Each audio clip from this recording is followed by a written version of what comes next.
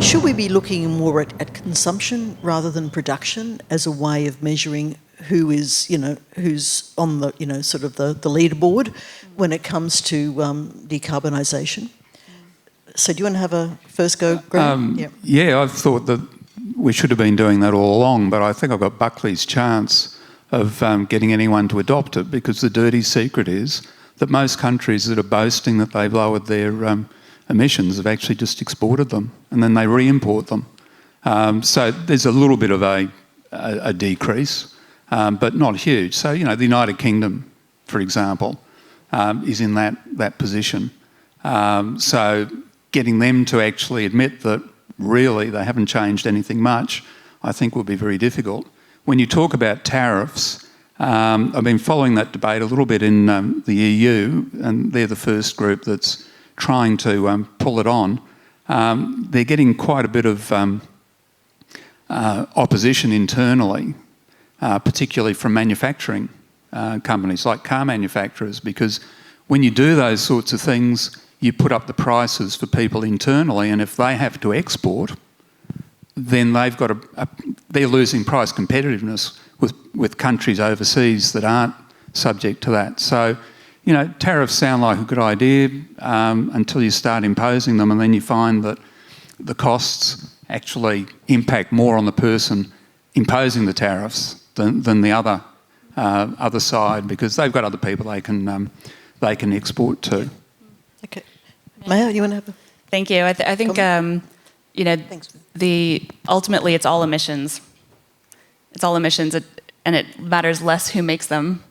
And I think getting into an argument over who is contributing what is only helpful for so long, and potentially waste some of those precious 9 years that we've got before we've used up our carbon budget.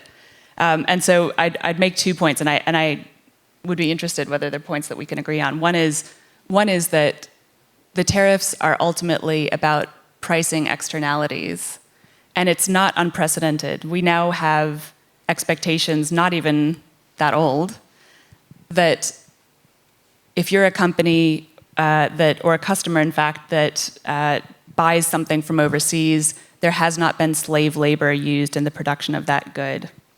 That's an expectation that we now have, I think has pretty broad support, and that we impose. And companies like mine, who might be 3 steps removed from the manufacturing of this good overseas, are accountable for following that whole supply chain down and saying, show me that you didn't use child labor, show me that you didn't use slave labor. That's our accountability, and we just accept that.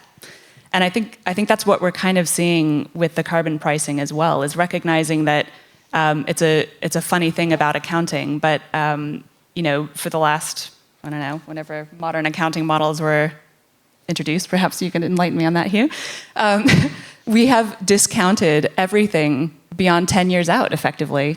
We've discounted the value of clean air, we've discounted the value of clean water, we've discounted the value of clean lungs, and we've effectively discounted Earth to zero. And these trade tariffs seek to reverse that.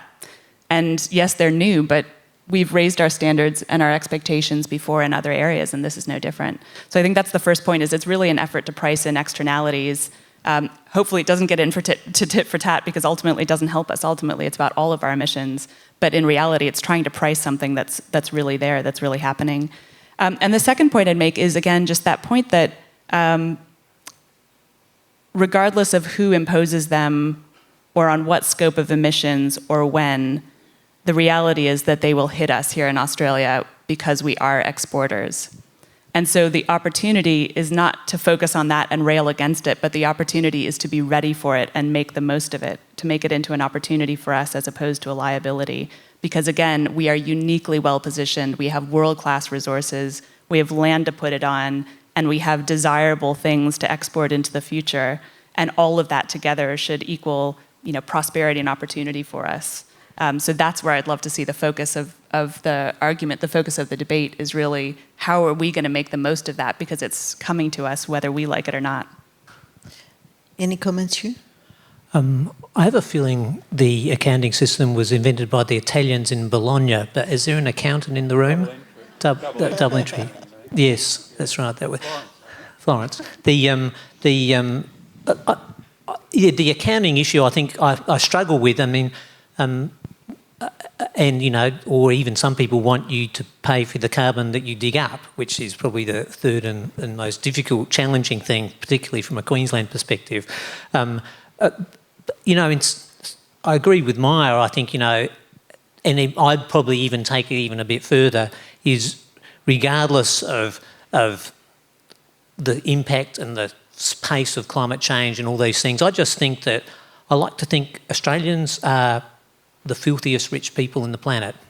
If you liquidate all our natural capital, we're ahead, I think. If you liquidate all our minerals and all those things, we have. So I sort of feel as though we have the responsibility to be the leader on this, and I think I agree we'll be benefit by being a leader, and I'd rather us be out ahead than coming number 27 in the world in terms of decarbonisation.